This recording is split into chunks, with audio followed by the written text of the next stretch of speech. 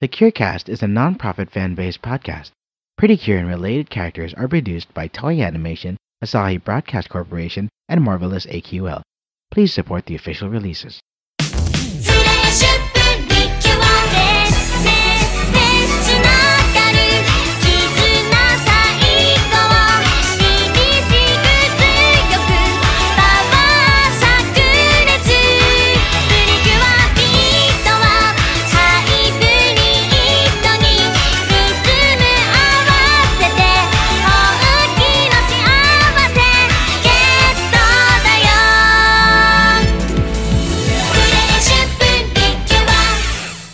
What's up everybody, and welcome to the CureCast, where the voice is the cure and the cure is pretty. My name is Redkun, I am British, and I enjoy watching magical girls befriend enemy combatants. With me today are the rest of the fresh CureCast crew. First up, coming from the other land of the rising sun, we have Ivanhobe. Hello everyone, I'm Ivanhobe, the extraordinary fanboy, and I forgot what I was going to say right now. Continue! Okay, continuing, next up, we have the guy who puts the cure in Curekun, Curekun! Hey everyone, I'm Kyle, also known as Curekun on the live journal community, so yeah. Fantastic, and last but certainly not least, you might know her as Mignonette. I'd like to welcome Miss Ash. Hello everyone, I usually go by Hosase-san on live journal, but that's such an old name. But you can call me Mignonette. Mignonette. I'm so glad I managed to pronounce that correctly. I was like, oh no, it's French, isn't it? I really wasn't too sure, but I'm glad I managed to pull it off. Okay, so for this is going to be a pretty short cast. First of all, we're going to have Freshly Picked, where we're just going to review the last couple of episodes that have been airing of Pretty Cure. And then later on, we're going to have the Ultra Happy panel, where we're going to be discussing a recent topic. So let's get stuck right in to Freshly Picked.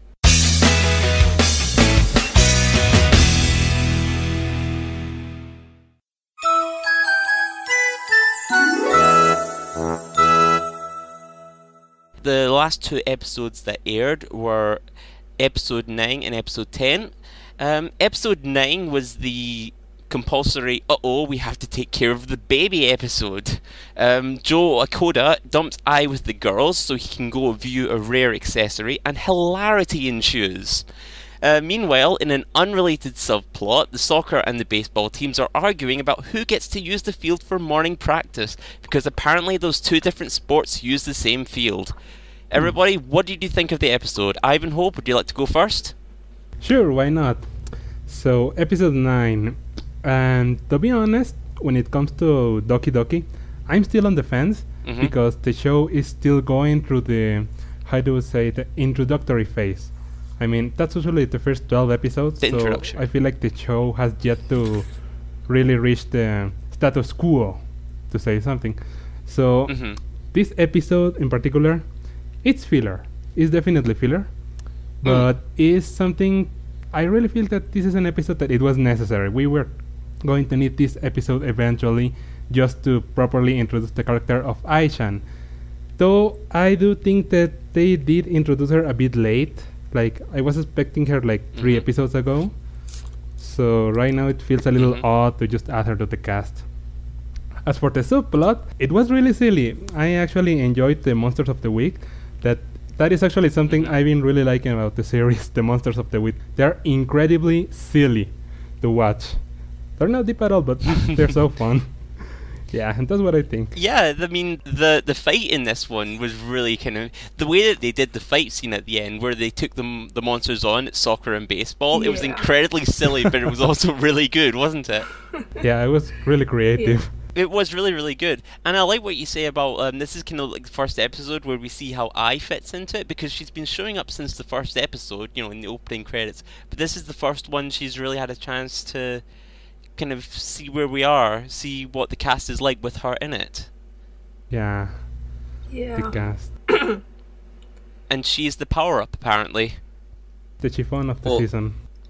Yeah, aren't all the little babies and stuff, little mascots, usually are the power-up bringer? Like, Chiffon from Fresh. Yeah. She was the Yeah. power-up, technically. Yeah, she was. That was a thing I was wondering about. Because, well, there was a season before Pretty Cure started called Ojimaju Doremi, and there was a season where they took care of a baby, Hana-chan, who had magical powers. And then you've got Chiffon, who's got magical powers, and now you've got Ai, who's got magical powers. So the question I'd like to put is, why is it always the psychic babies? I wouldn't know. I guess again maybe Hana-chan, Hannah or Hana-chan was I guess so popular that I mean she even gets an older form in Dokkan. In Dokkan, yeah. And I guess the whole thing with the psychic babies, or having a psychic baby that can cause trouble, of course, is carried on to Pretty Cure. I hadn't actually thought of that, because Hannah was a really, really popular character. She ended up being in 3 seasons. Yeah. And yeah, and then of course Chiffon comes along and has kind of been the resident psychic baby for quite a long time. But it's just like a baby usually gets into so much trouble. It's like, why do they also need psychic abilities on top of all that? Yeah, well, I actually chalked that up to. I'm not sure it's directly correlated.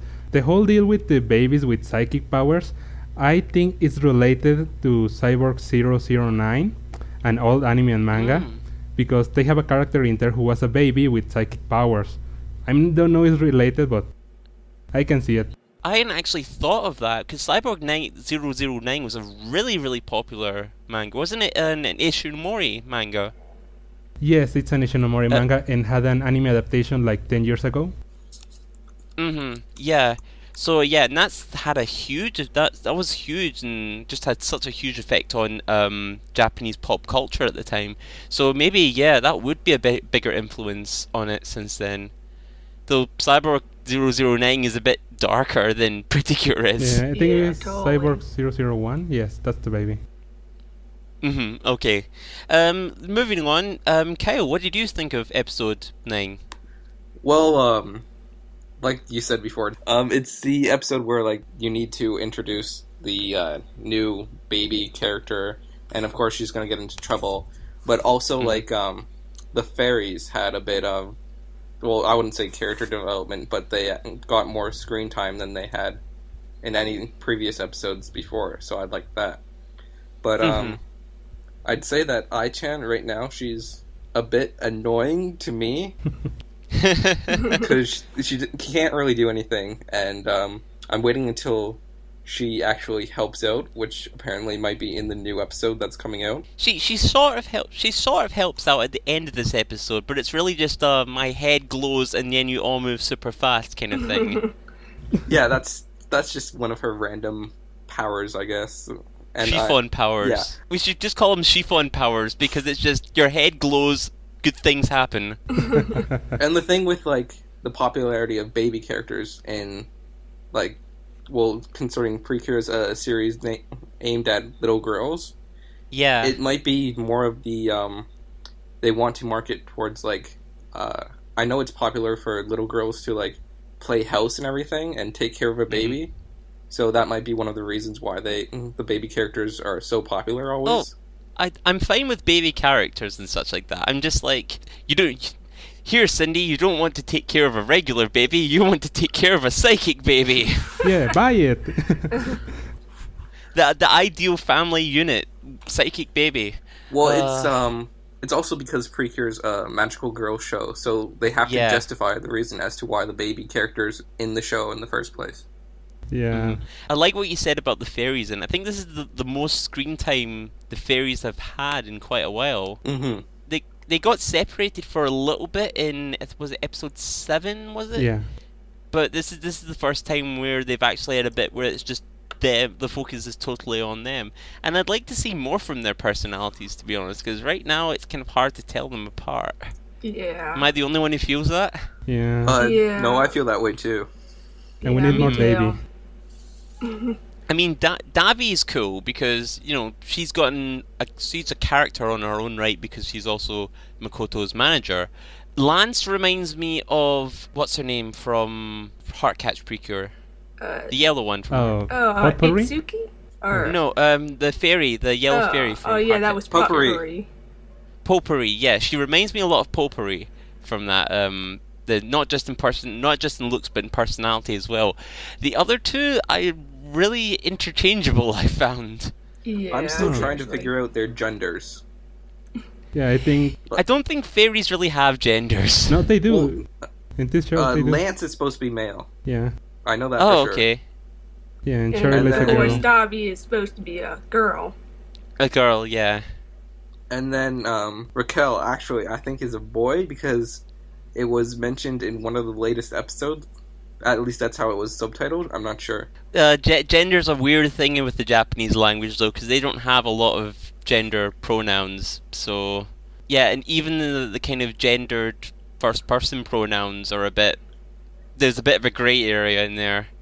Yeah, one thing I noticed was that depending on what subbing group that you choose, like they either call like Sharuru, like the pink fairy, they either call him or her as Charles or as Cheryl, and that's Charles. that's confusing.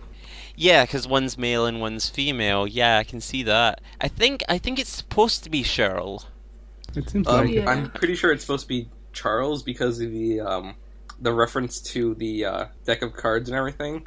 Apparently, Oh, the, is that like a deck of cards thing? in I think it's the French deck of cards. The king, queen, and jacks of the different suites have names, and they took the names from those Oh. suites.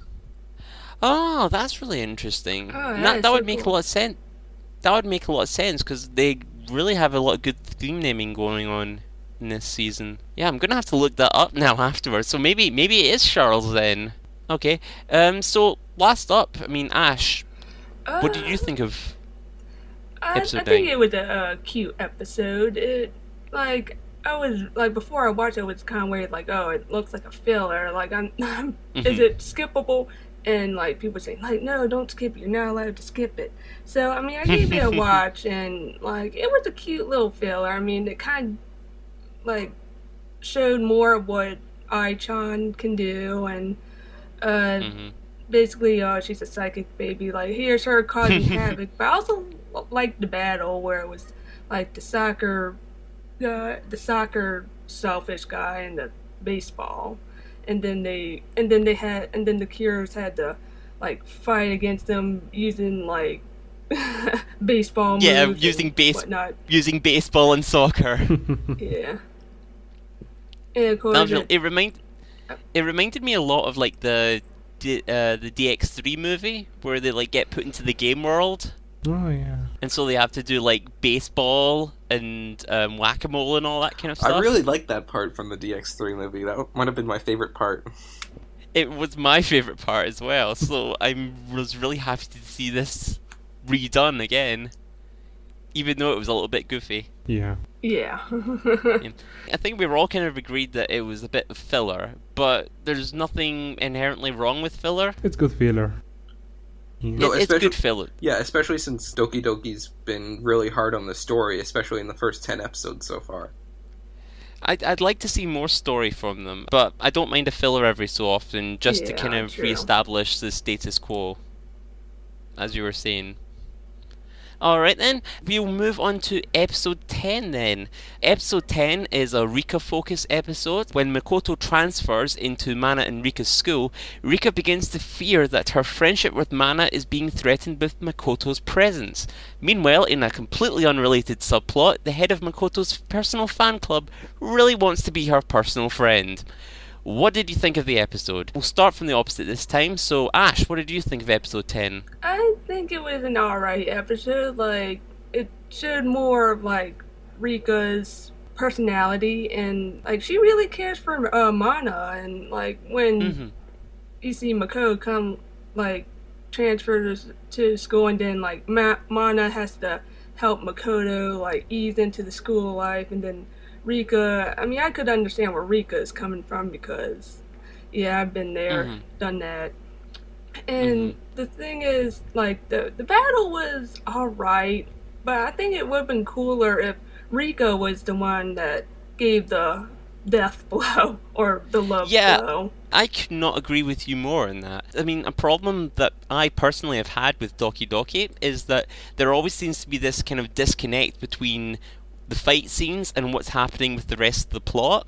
Because, it's like, as you say, it's a Rika-focused episode. Why can't she get the final blow in this one? Yeah, I mean, there was a bit of team play between Rika and Mana, but ultimately it was just setting up Mana to take the final blow at the end.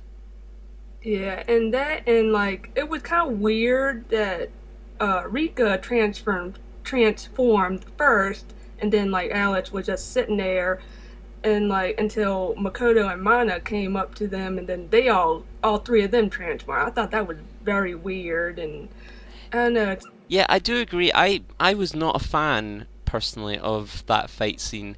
One of the reasons was because it was just basically super move, super move, super move, super move, and then the enemy is down.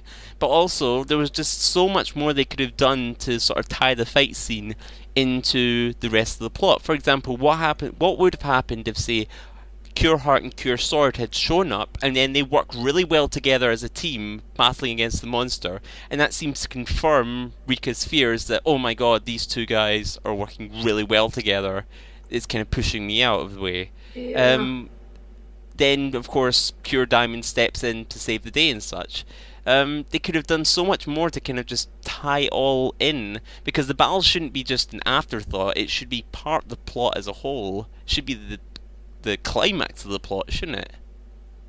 Yeah, I mean, like what they could have done is maybe have like to have Cure Sword and Mana like work together, like, well, not their super moves of course, but like they can like both fight the sheep, and like Rika would be like, oh crap, and like so, but then like maybe they can switch it up to like where Mana has to work with Rika to take down the enemy, and then that would have been like better in my opinion. Yeah, I can totally understand that.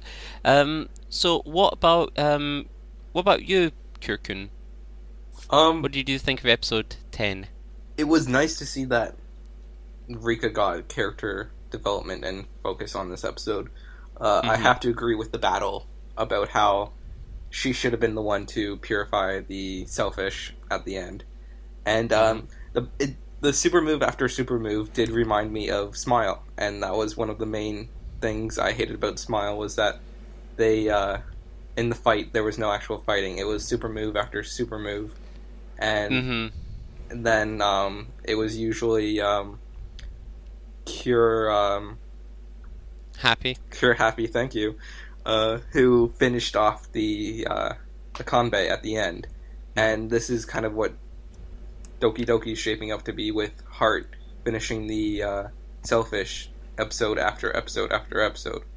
But focusing more on the episode itself, rather than just the fight, I did like the conflict that Rika was having with her seemingly losing her best friend to the new super idol transfer student, Makoto. And I also really liked Alice's small but noticeable character development when she also confirmed that she does feel jealousy as well, when she basically she was saying she feels jealousy towards Rika because of her relationship with Mana as well, and that the fact that they go to different schools and they're much closer friends.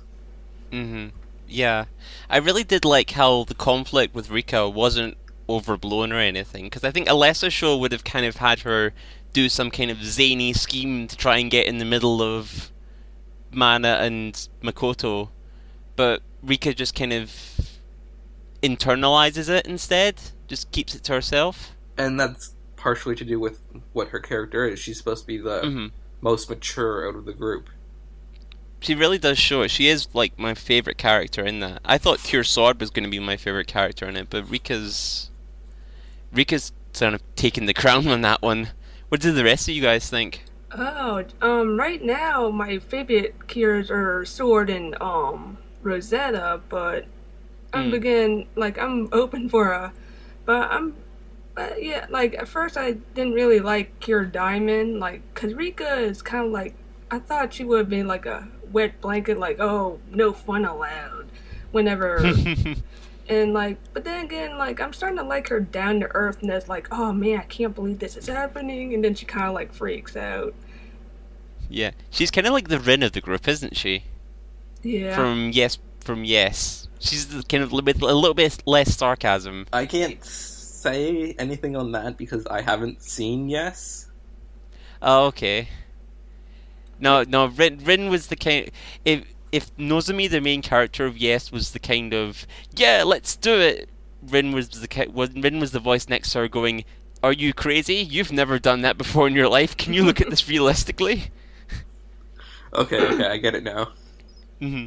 And Rika's really good, like when she's like, "Don't accept. Like this guy's a stranger. Why are you accepting weird trinkets from a stranger?"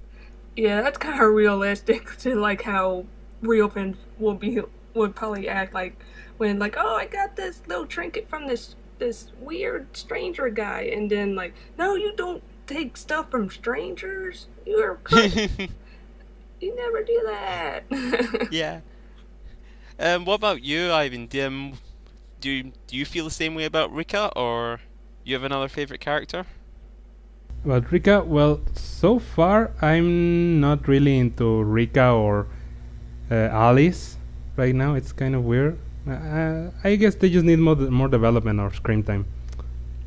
Generally, I like her, but there's not too much to like about her right now. Oh, I think there's a lot to like about her. I think she is the most down to earth of the four so far, and that's really nice. I think she's actually had the most character development out of the four. Yeah. Except with Makoto being second, because you had Rika she was in episode 1, you got a little bit of her character then. Then in episode 2, it was all about her being like trying to get Mana to open up to her more. And then you had this character-focused episode on her.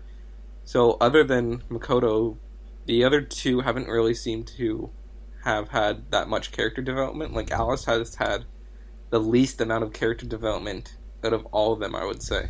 Yeah, I'm a little disappointed. I hope she gets a focus episode soon, because so far, like, I mean, I like her, but so far she doesn't have much content to her. Like, she's the rich friend who has the helpful butler in on it, and then, like, she can, like, bring the cures to wherever places they need to fight and stuff. I mean, I hope I see more of her backstory and maybe some kind of negative thing like a negative part of her personality that she needs to work on, like how Rika had jealousy, and then Makoto is kind of like naive about how the Earth, or how Earthlings, how they live their lives and stuff.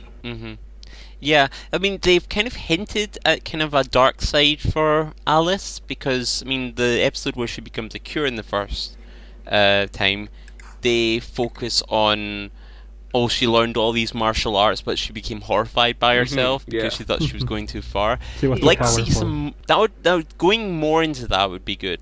I don't want her to overcome that right away, because I think you could get a lot of mileage out of something like that. Yeah. Yeah. Especially since she's been playing, like, in the fight, she's been so defensive so far, with her attack being, her Rosetta Wall being, like, just used as defensively. Yeah. Yeah. I really like her Rosetta Wall. I think I mentioned this in the first podcast, but it's got the potential for a lot of interesting things, because with Cure Mint, for example, she just had a shield, but all that would do was just, she'd erect a barrier and things would smash against it and that'd be it. Whereas with Rosetta, she's a bit more mobile with it, so I think she could do some more interesting things, like reflecting projectiles back that at the would enemy. be cool. Yeah. But I hope she gets an offensive attack maybe later on in the series. Like, that could be an offensive attack, depending on exactly how it works. Yeah, true. Because I remember with Cure Mint, like you said, she had that mint barrier, and then I think in 5 Go Go, she had like Emerald Saucer, which was an offensive move. So maybe it might be the same with Rosetta, depending. Like, Like she has a defensive mood, but like you said, she's more mobile. She can probably reflect projectiles back, and who knows, she might get an actual offensive move that she throws energy balls out at the enemy. That would probably happen around the mid-season. If it's to happen this season, it would happen around the midpoint, like where they get their power-up items and stuff. Well, actually, the next episode, episode 11, the title of it is "Awaken: The Precure's New Power." So that I think that's going to be a team attack. Yeah. That's just my intuition. That's going to be their team attack. But like, when I mean by like mid-season, I'm talking about like the Cure sticks from Fresh Precure and like the Princess forms from Smile Precure, etc., etc. Because I think it's honestly like too early in the season for them to all have new individual attacks. So I'm thinking, it's probably their group attack. Unless it's Sweet Precure, which was just absolutely ridiculous with handing out new powers every few episodes. And then they'd only use them once or twice, and they only use them once or twice, except for in the finale where they went through every single attack that they had. Oh my gosh. That took 10 minutes of airtime? Are they off Namek yet? No, it still has 5 more episodes. Still more attacks. The Kamehameha that takes like 3 episodes to like charge and then like 5 episodes the spirit shoot. bomb that took like 20 episodes. And then didn't work. If I remember right. I guess you could compare Sweet to the amount of like attacks that they had was a little too much, but like Smile also had the princess form that you mentioned. It wasn't more. It was a power up, but they only used it for a group attack. Yeah, it was essentially an attack, wasn't it? More than a power up. Well, the one thing I did like about Sweet and how they did their attacks was the whole we can only use it once and then we get exhausted thing. They kind of dropped it later on, but I thought that was a really interesting way of doing the magical attacks. I'm sad that Doki Doki doesn't have something like that. Yeah, and then we were talking about how it's too early for like them to have individual attacks in Doki Doki, but in Fresh, didn't they get their power-ups, like the Cure Sticks, didn't they come up around episode 11 as well? Yes. Was it episode 11? Was it that early? I thought it was a little bit later. I think Peach got her first one in episode 8, actually. She got her Cure Sticks. Episode 8, was it? Yeah. It says Peach got her Peach Rod in episode 8 when Chiffon was in trouble. Wow. That's a lot earlier than I thought it was. And I'm guessing like the that Barry and Pine had their sticks like in 9 and 10, episode 9 and 10. Actually, Pine didn't get hers until episode 13, and then Barry was last at episode 17. Oh, okay. Yeah, because I remember Barry actually has a plot line where she's like, the other 2 guys have their power-ups, why don't I have my power-up? And I really liked that one. That was a great episode, I thought. It worked really well for her because she was kind of the perfectionist of the group as well. Mm-hmm. I remember one episode in Fresh where like she had to choose between being a pretty cure and being a model, and I remember this one scene where she's like waiting in this waiting room and like she sees the news thing where like, oh, the pretty cures are in trouble, blah, blah, and then she like runs out of the room, and then she like transforms into Barry, and like she decides like, oh, I'm gonna be a pretty cure. Because at least that was a really good one. Because at least she became a model at the very end of the series. Yeah. Okay, to steer things back to Doki Doki, what did you guys think of well, first of all, Ivan, what did you think of episode 10? I can't remember because I was laughing the whole time. You were what the whole time? I was laughing. Oh, you're laughing. Yeah, it was a really fun episode. It had some really odd moments. My favorite being during the final battle, right after the Selfish appears, and like what was it? Alice and Rika are just watching the monster and talking about each other, and Rika has her epiphany, and the monster is still rampaging in the background, and they're doing nothing. It's like, no, that's a magical girl trope, though. It's like, just be over there while we have a nice little conversation, and then we'll get back to you later. Yes, but they usually do that after they transform. Like, they become pretty cute, they start fighting, and then they have the epiphany. But no, this time they were just civilians watching a monster wreck the park while they were having a personal moment. Like, come on. Yeah. That actually reminds me, there was an episode of Futariwa Pretty Cure where Nagisa and Honoka are having an argument with each other, or they've basically fallen out with each other, and they have the rest of their argument while they're fighting a monster. Oh man! Precisely, that's how they do it. Yeah, at one point the monster literally rears up going to strike them, and they both turn to the monster and go, "Would you shut up? We're having a very personal moment here." Punch in the face. That was a really good way to handle the fight that they were having. I just watched that episode about 2 weeks ago, so it's still fresh in my mind. Mm-hmm. So which episode was that? The episode where like Nagisa and Honoka were having a fight. What number? It was episode 8? Yeah. Yeah, I think it was episode 8. It's one of the really early ones where they're just establishing their friendship. Yeah. And that's actually, right after that fight, that's when they really become friends, if I remember correctly. Yes, because before then they were kind of, well, I don't really know you, but I'm going to work together with you because we're superheroes kind of thing. And in 8, they actually fall out over it. Yeah. Mm-hmm. Yeah. It's a really good episode. It's a good series. It's a really good series.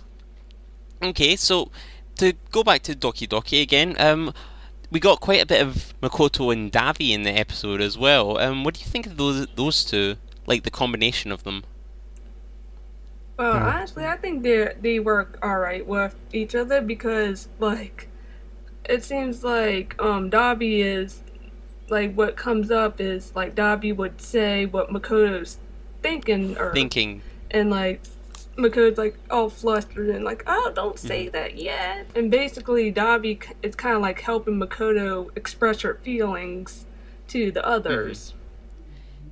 Yeah, they reminds me a lot of two characters from a series called Kamen Rider Deno, Yuto and Deneb. Because you've got Yuto, who's like this like really cold, cool loner who likes to project himself as this like cool guy, and then you've got his partner who really wants him to get along with everybody. So while he's being all, I don't care about you guys, Deneb's going, he doesn't really mean that. He really does want to be friends with all of you. And you know what both of Makoto and Dabi remind me of? They remind me of when Cure Muse was masked and they got Dodori. Oh yeah, I was gonna mention that myself. Yeah. Yeah, like Dodori would mention what Muse would want to say to the other Cures, and I haven't gone through like much of Sweet to figure out if she does that, like when the unmasked Muse, the real Muse, like I don't know if she would like say what Muse was thinking of it, later in the series. Yeah, no one was really quite sure about that for a while. I mean, there were theories that like Cure Muse isn't a real person and Dodori is like doing some kind of astral projection sort of thing. I think later on they're really vague about it, actually. All they say is that Kurumuse left her thoughts with Dodori, so they were still really vague on whether Dodori was speaking her thoughts telepathically, or if it was a case of, okay, I'll just let you speak on my behalf. Do you guys remember if they actually did anything more than that?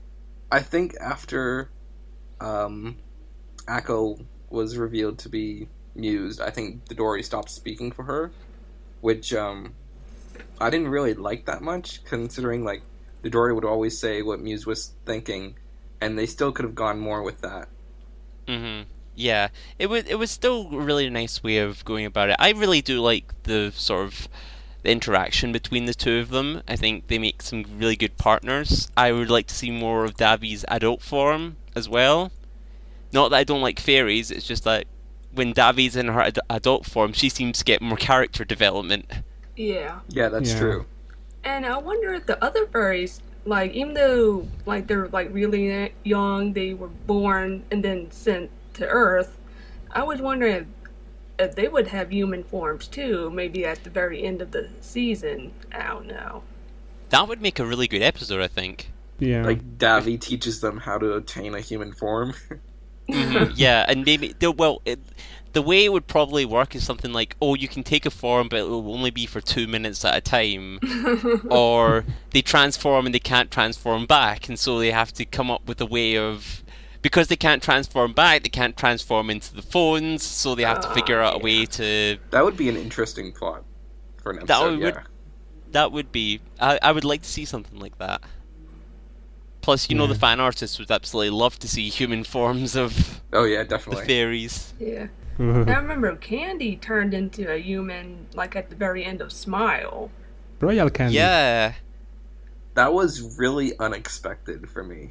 It really was. It was one of the few pleasant plot twists that Smile had, considering Smile did not have a lot of plot twists in it. But it did raise the question, like, when Candy became human. I'm wondering if they will continue with that and make a lot more fairies in the future attain human forms. I would like to see that. Yeah. Yeah. Maybe once in a while. I wouldn't like to see it like all the time. Like, we've only had. Yes, I'm pretty sure the fairies become humans because of Milky Rose and all that. Then we had Smile, and then Doki Doki. So that's 3 of the series in total that have fairies becoming human. So if they keep it uncommon and have it only like every other series or so, I wouldn't mind that. But I definitely wouldn't want like every series to have one of its fairies turn into a human form. Keep it special is what you're saying. Yeah. Yeah. Yeah, I can totally see that. I think Heartcatch also had that as well, but it's a little bit of a spoiler to go into more detail about that. Oh yeah, definitely. Yeah, I remember now. Yeah, I remember like at the end of Fresh, like I was kind of like surprised that, and like this is spoilers of course since it's at the very end of Fresh. I was surprised that Infinity didn't really have a form different than just Chiffon, other than the eyes. I think it was more a case of that Infinity was more like a concept, if that makes sense, and so it's like, oh, Chiffon is the form by which you can understand such a thing. Oh, okay. So I think I just realized the symbolism of that. Yeah. Yeah, it's like a form you're comfortable with, sort of thing. And also, like, she's a baby, so she's a blank slate. In terms of philosophy, it'd be a tabula rasa, which means like she's a blank state from birth, and so she has an infinite memory, kind of. I think that's kind of what they might have been going for. I don't know. I'm just throwing out ideas right now. No, it's an interesting theory. Yeah, certainly. I think it's a little advanced for the audience that they were going for, but it's certainly an interesting theory to go about it. Yeah. For the adult fans. Actually, when you really think about Fresh, that is one of those really unique shows where it seems that all of the magic is actually really, really advanced technology. I mean, even the Precure seems to derive her powers from Chiffon, who is in itself technology. So it's kind of interesting. Yeah, I hadn't actually thought about it like that, because, I mean, we've never really had a kind of... It's always been a magical show, Precure. There's never really been any hints of technologies, so to speak, unless you count the fact that the fairies take cell phone forms. Yeah, but, well, just thinking about the main enemy, Labyrinth, that is 100% technology, a specialty in Nakewamekes. Yeah. So it kind of makes sense. Yeah, that might be an interesting topic for like a future Ultra Happy panel, I think. Taking notes? Just the magic versus technology kind of, well, how magic and technology figure into Pretty Cure and stuff. Put it down in the notes, pass it on. Maybe the next podcast will do something like that. Yeah. Well, speaking of Ultra Happy panel, I think it's about time that we should move on and go on to that.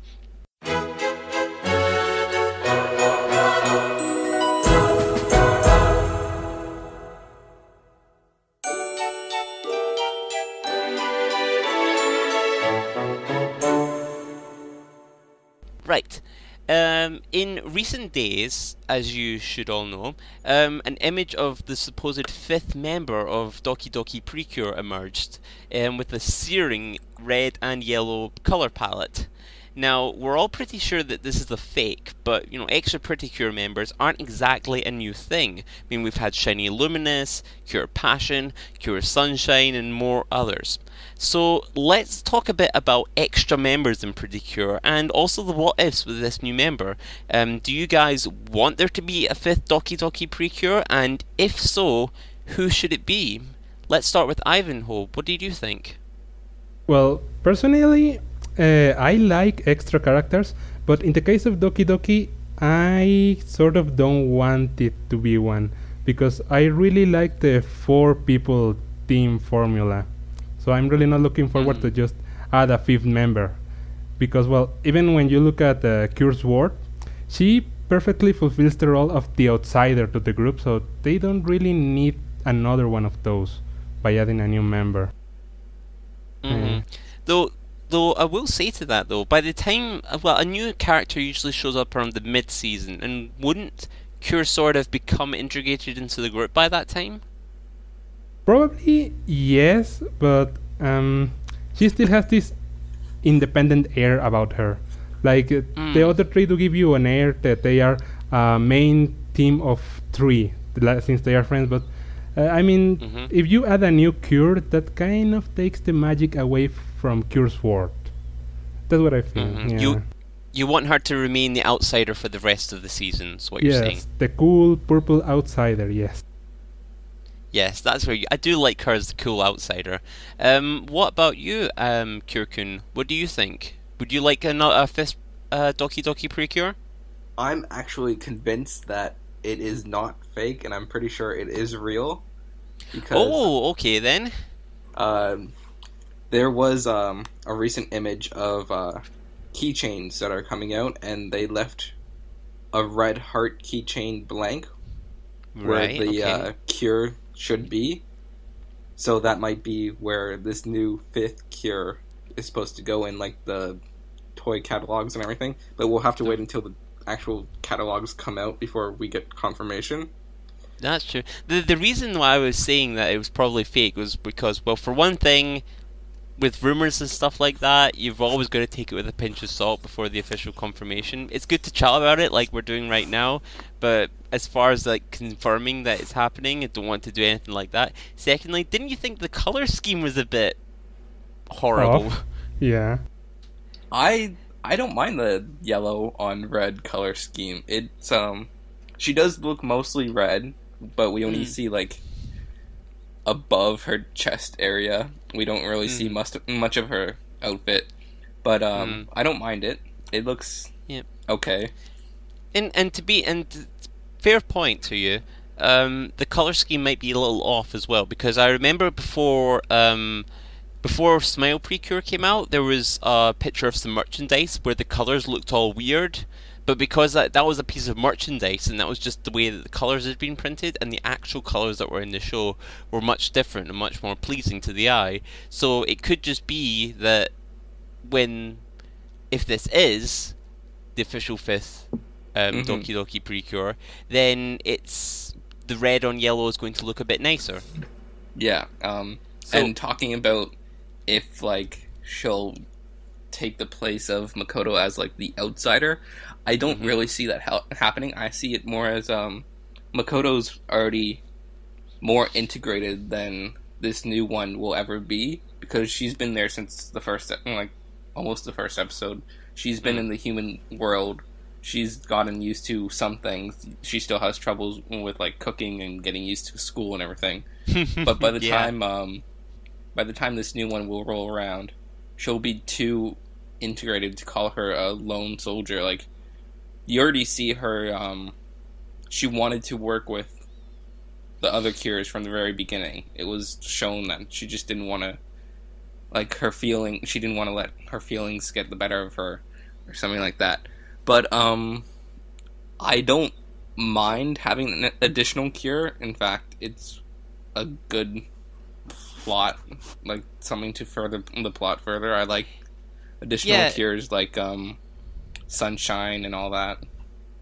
It is. I agree with you. I mean, when it comes to an extra Cure, that's a plot line that's already paced out for you. I mean, you've got the longer plot lines like Cure Passion, which is over several episodes. But even if it's just a quick introduction, you've got to have this introductory episode, the first transformation, the how does she fit into the team, what is their team attack sort of thing. It's a really nice and natural progression, and I would really like to see more plot in Doki Doki Precure, just in general. So to have an extra Cure would... there's a chunk of plot for you right there. Mm-hmm. The other part of the question, though, is who do you think it would be? Do you think it will be a new character or a character we've already met?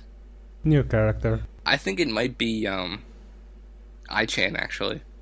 Might be Ai-chan. Okay, we'll come back to that. And after we hear from Ash. Ash, what do you think about this? I usually like new cures being added, but like I think the leaked image that might be a fake, it could be real because I mean the art style is like very close and like it looks like it's a camera picture, but I mean they had fakes that were kind of like that before, but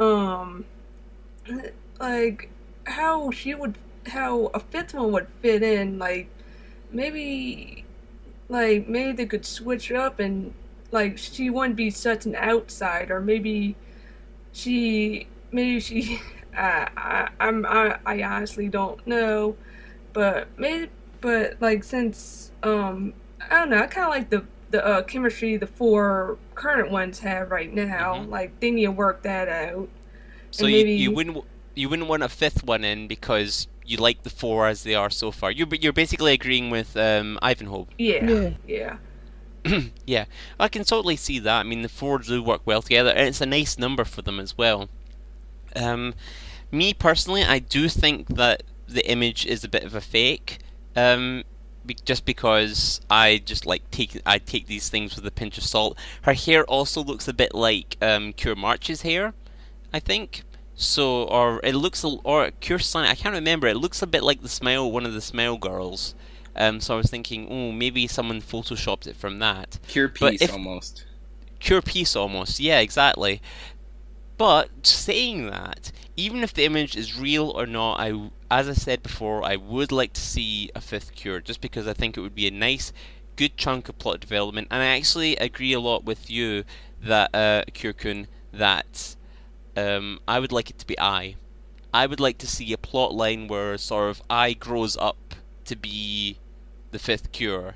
I'd like to see this for a few reasons. For one thing, I'd like to see... Well, there's a rumor going around that I is Mariange in baby form. And I would like to see the teenage version of that, especially considering how she is with Makoto, because I'd like to see Makoto and teenage version of Mariange. I think there'd be a lot of fun in that. Yeah, true. Mm-hmm. Especially since it's like Mariange is like her idol, and now you've got a more immature teenage version of her. I'm like, what was she like as a teenager? There was an image posted recently that has a kind of future summary about what's going to happen in Doki Doki, and it says that I will get a new power up for herself, and it shows a little silhouette of a more childlike version of I rather than her baby form, so she might actually grow up during the series. Like 8 years old? Yeah, I think.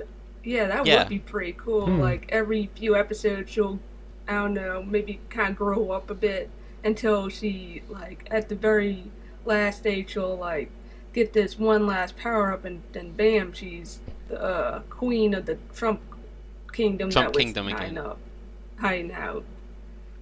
Yeah, that would be really cool to see, and it's a natural plot arc as well, which, yeah, it would be a great thing to see. Even if they do it a bit like Hana-chan in Dokkan, you know, where Hana grew up to like 10 years old, but if she used too much of her magic, she would revert to a baby for a while. Yeah. I would be fine with, if they wanted to keep Ai-chan in the show that way, I would be fine with that. But I really want to see an older version of her, and just see her growing up and getting new powers along the way. It would definitely make her different than Chiffon, because right now she's really too similar to Chiffon. Yeah. You're right. Right now she's basically a copy of Chiffon, and actually seeing her grow up would be certainly a marked difference. And also, I kind of agree with what we were saying earlier, that I don't really like Ai-chan that much. I like she's a cute baby, don't get me wrong, but psychic baby as plot device has been done before, and Ai really hasn't shown a lot of things that differentiate her from Chiffon. So I would like to see something done with. I don't want Ai just to remain the same until like episode 40 or something. I'd like to see something happen to her around the mid-season. Preferably she grows up and becomes the fifth Cure. They could do a lot with that. Yeah. Okay, cool. Just while we're still talking about extra members and stuff like that, what would be your favourite extra member in Pre-Cure? And when we say extra member, basically anyone who was not in the first. If the Cure wasn't in the first episode and gets added later on, we count them as an extra Cure. So, like I say, Shiny Luminous, Passion, Sunshine, Moonlight. The one from Sweet that I can't remember. Cure Beat, that was it. Etc. Etc. What was your favourite extra Cure? What was your favourite extra Cure storyline, etc.? Let's just hear it. We'll start from the end again. So Ash, what was your favourite extra Cure? My favorite extra member was Cure Passion, because I just liked her little backstory, and like how she, like, I really liked how she started off as an antagonist, and like, and then when she started, like then she found out that she was a pretty Cure, which was, I just think the whole story arc was really nice, and a nice change of pace, and that and then she had like something, like she like her emotions at that time was like, and it was especially that one episode. Sorry if I'm like I'm all over the place. No, it's fine.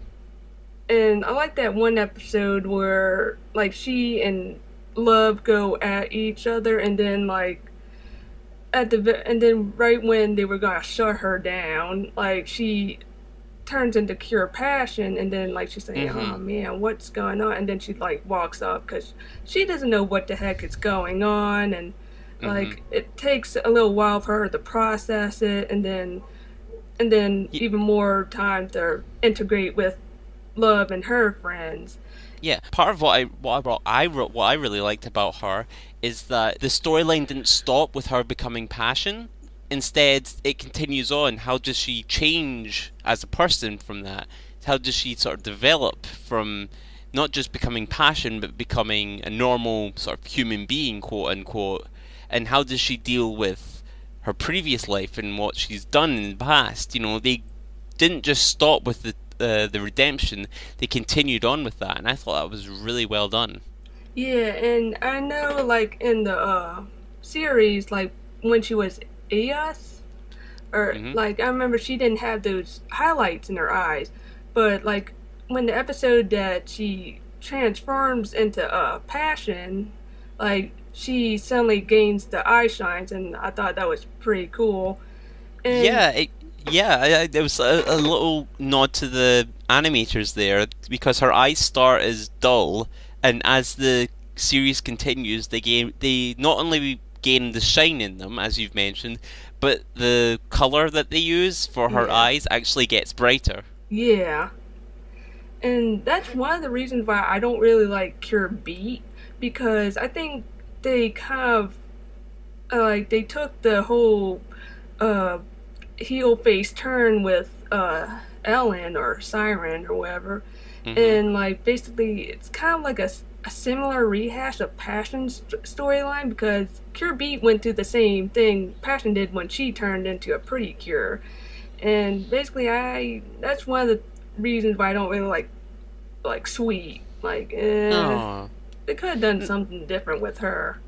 I really liked Cure Beat. I agree that it was very, very similar to what they did with Cure Passion, and I don't think it was as well done as with Cure Passion, but I really liked Cure Beat, and I really liked Siren as well. I preferred her as Siren before she became Ellen, to be honest. Maybe I just like that kind of antagonist. That's always, no pun intended, quite catty. Seriously, no pun intended. But but I really liked her. I thought that the way that they did her Cure Beat storyline, wasn't as effective, but still she got in. It was surprising as well, because at that time no one was expecting her to turn, and then afterwards it was fun seeing her on the other side, because with Cure Passion, they took it in a more kind of dramatic way, in that she was really quite depressed afterwards about all the things that I've done, can I redeem myself? And they just go in completely the opposite direction with Cure Beat, where it's kind of like, hey, I'm a human now, I'm gonna be in a bunch of comedy scenes, I'm gonna read books and dress up like a cowboy, because that's what humans do. She had her good points, is what I'm saying. And they at least did something. They did at least, even if you don't like Cure Beat, at least they did enough different things with her, so you could differentiate the storyline. Yeah. Also, she has an alhojay that you can play like a guitar. That's amazing. Yeah, I liked her little guitar rod. That was pretty cool. Wow. It really was awesome. Okay, Curekun, who was your favorite extra? In terms of plot, I would have to say that I really loved Passion's the scene where she died basically and then was reborn as a Cure. But I would have to say that Cure Beat is my favorite. Oh, got a reversal of fortune here. Dun dun dun. Their stories were a bit different. Sure, you have the villain becoming an additional Cure, but whereas Passion's was more dramatic, and was more about trying to fight against her human emotions that were coming back to her. Beats was more about how she was remembering her friendship with Hami, and there was more of a friendship element with Beat, I think, than with Passion. It was still there with Passion, of course, with Love trying to convince Setsuna to become their friend and everything. But with Beat and Seirein, she actually did turn against her friend, and she did become evil. So in the scenes between her and Hami are pretty heartbreaking as well. Especially when she finally realizes that she can't just disregard her friendship with Hami, and she calls out for her, and she basically tells them not to. She screams, and she's just don't hurt her. And the rain's coming down, and there's a crash of thunder, and it's so dramatic. Yeah, and that's when she became Cure Beat. And I liked how she was trapped in her human form because of that whole thing. That was a shame for me, because I really, really, really liked the fact that she could shapeshift, and I wanted to see the kind of antics that she could get up to with her shapeshifting ability, only as a kind of only as a human, basically. For example, oh no, Kennedy needs to be in 2 places at once. She needs to be in the student council, and she needs to be in the baking competition. Quick, Siren, use your shape-shifting powers and hope that the plan doesn't fall apart. That could have been really good plot, like, for episodes and everything. Now that you mention it, I'm kind of disappointed that they didn't do that at all. Yeah, I mean, I get why they didn't. Why they changed it, because it would have been pretty powerful ability to have. But at the same time, there was just so much that they could have done more with it. And I do like the fact that Kanade and Hibiki work out what Siren's tale is, like 1 episode before it becomes irrelevant. It's like, oh, we figured out that Siren always wears the same necklace whenever she transforms. 1 episode later, loses powers. Wow. Good timing there, guys. Really good timing.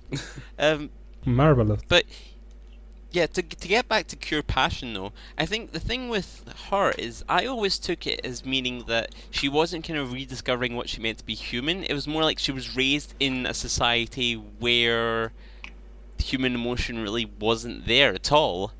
Because do they imply that... I always interpreted it as she got born into that society rather than she was there and then Labyrinth took it over.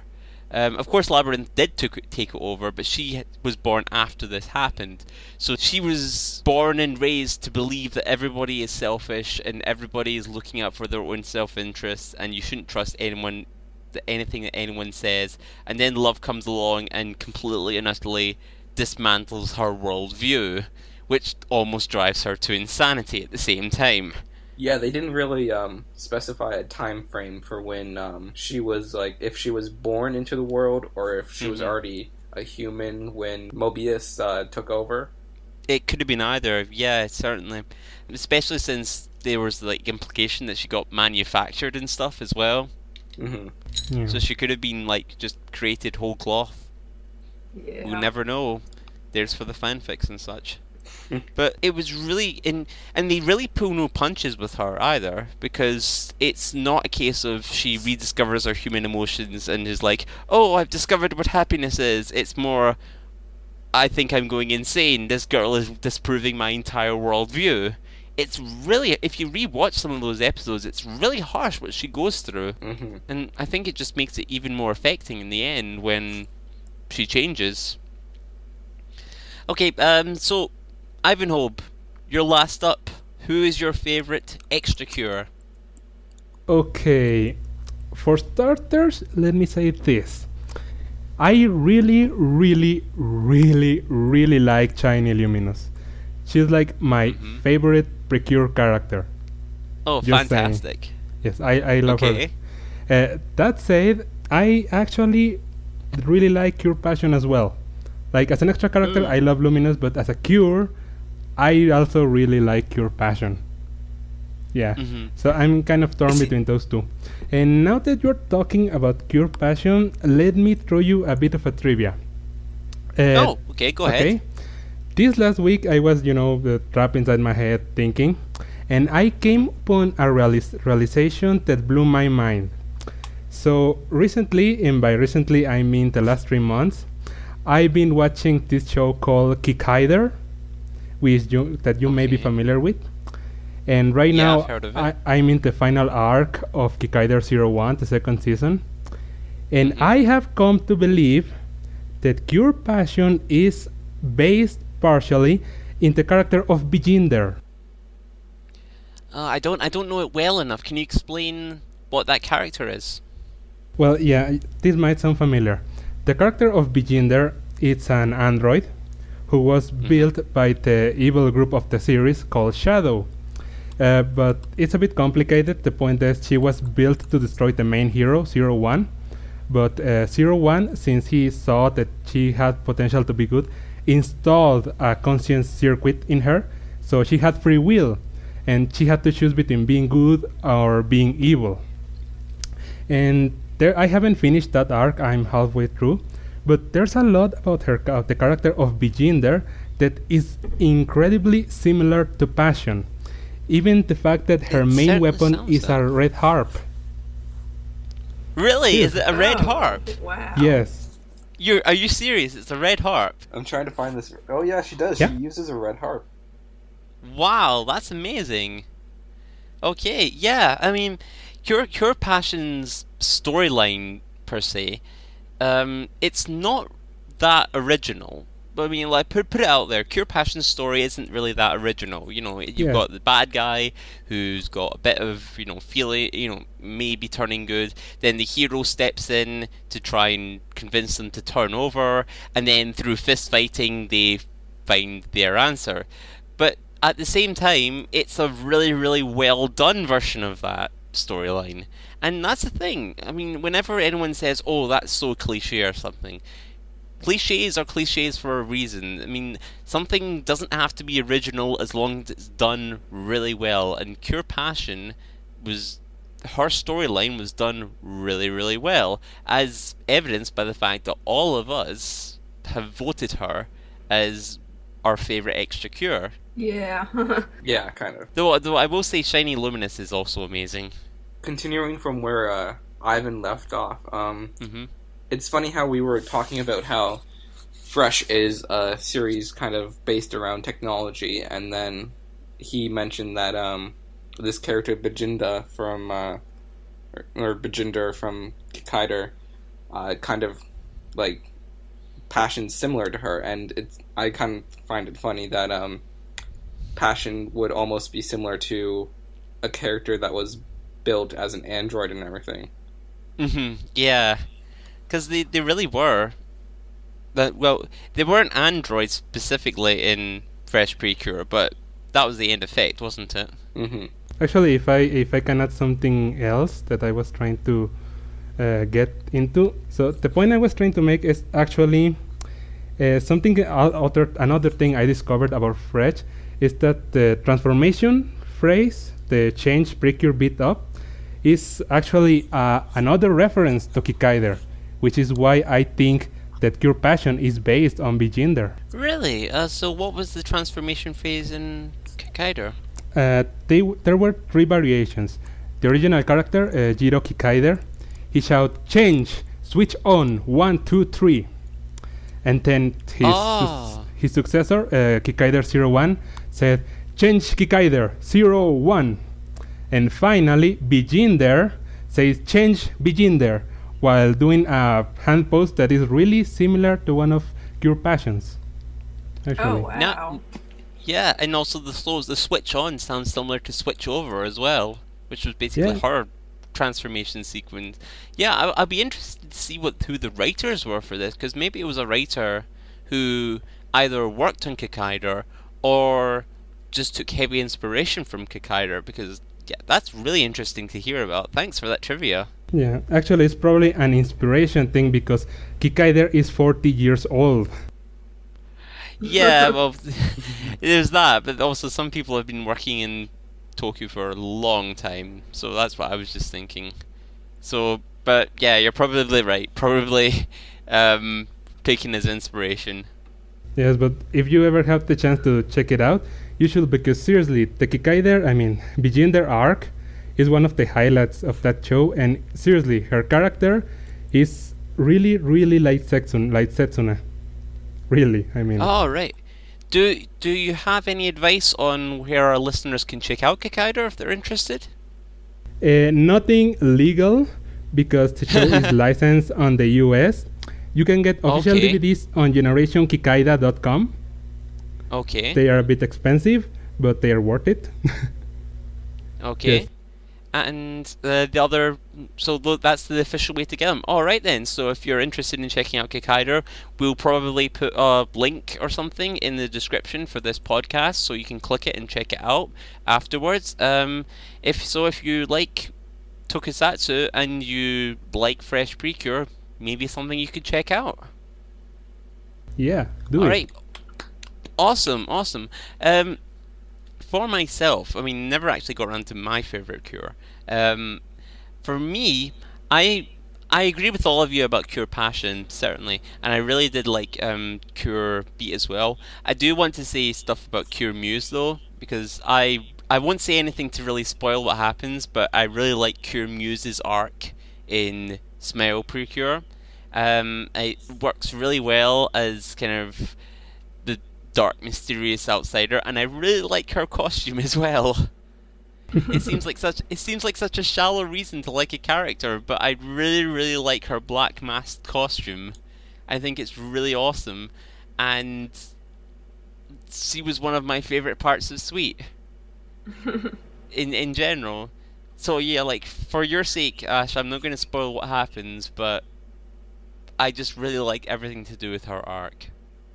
Alright, I see. Yeah, I'm kind of behind, but Sweet. Like, I only watched a few episodes, like the first few episodes of Sweet, and then like I kind of fell by the wayside because I think I was still in college then, so I had, basically that. It's a good series. I think it's got a little bit of a bad reputation, but then it came right after Heartcatch, so people had really high expectations going in. I think Sweet's got a lot of good things going for it, and Cure Muse is definitely one of them. Cure Beat is one of them as well, as we were discussing earlier. I think similar to Cure Passion, but they pull her off really well. I'm just gonna chime in quickly about Sweet again. I think one thing that people don't realize is that during Sweet, there was that big, huge, like, horrific earthquake and tsunami that happened in Japan. Oh my god. So I think they may have changed the main message in Sweet to reflect that, in order to, like, I think build up like, hope and everything again for the little girls of Japan. Yeah, because I remember actually when the episode that the hurricane happened, there was a bit where they actually edited it. I think originally one character got stuck in water or something like that, and they changed it so he was stuck in flan or something more harmless. Basically changing from, oh my god, he could drown, into, oh dear, he's just stuck in pudding, essentially. But I did read in an interview that they changed the direction of Sweet after that happened. I'm not sure where exactly they changed it from and to, because Sweet ended up being pretty dark in places as well. So I don't know if it was meant to go even darker, or if it was meant to, I don't know, involve. Well, it happened early in the season, so depending on the production process, it could have been anywhere between. It was probably around episode 15 or so, probably. But the thing is, no one really noticed any kind of obvious change in direction at that time. So, but that would be credit to the animators for doing that. If there really was a huge change in direction, I don't think anyone noticed it. And I don't think the show was any worse off for it. I think it ended up still being a really good show. Yeah, I really liked it. I just think that it had a weak middle portion, but the beginning and the end was really good. Oh, the ending, it gets insane at the ending. Yeah.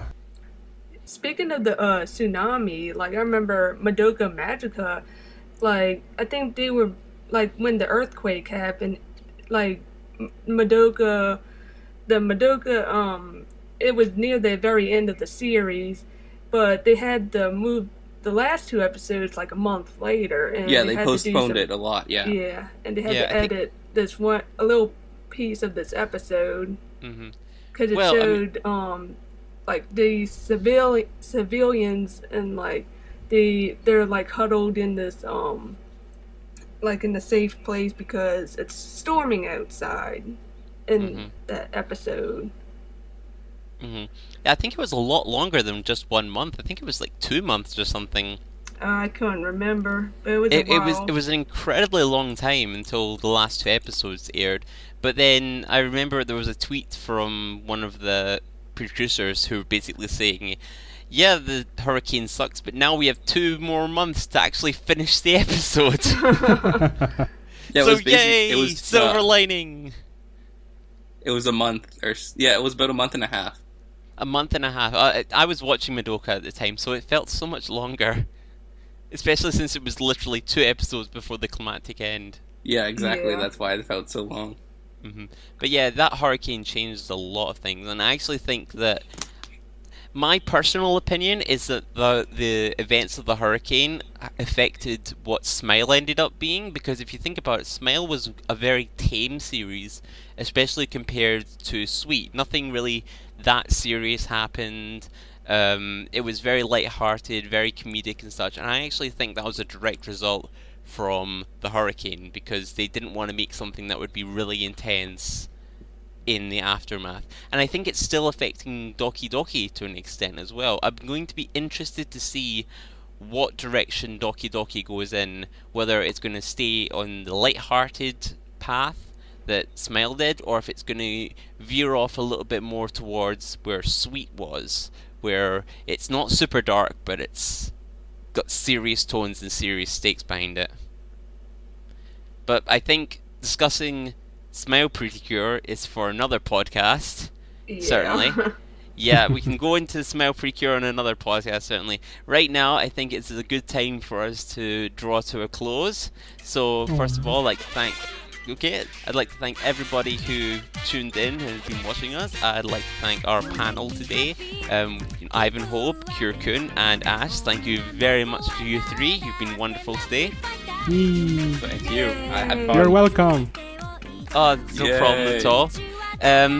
The next podcast will be in 2 weeks, and if you, hopefully we'll have a schedule or something like that up, so you can check when the next what the next Cure group is going to be. We've got a Facebook, we've got Tumblr, we've got Twitter account and such. If you've got any feedback at all, please feel free to leave us a message. If it's just fan mail, if it's just you want to be involved in the show, or just anything at all, we'd love to hear your feedback and we'd love to get back to you. And we will catch you around next time. So thanks everybody, and see you next time. See ya. Bye. Bye. See you later. 明日はきっと幸せ花盛り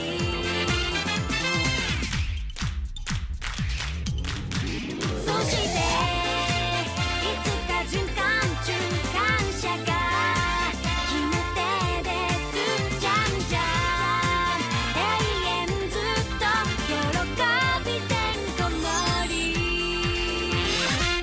In light of recent events, on behalf of the CureCast, please keep in your hearts the victims, both living and dead, of the Boston Marathon bombing that occurred recently in April. It happened after this episode was recorded and during the editing process and when this episode is released. We ask you to keep in your prayers the members of those families, as well as the members of the Pretty Cure community, be it LiveJournal or Tumblr or the internet in general, that live in Boston or were visiting Boston at the time, and keep them close to your hearts. Pray that they will be safe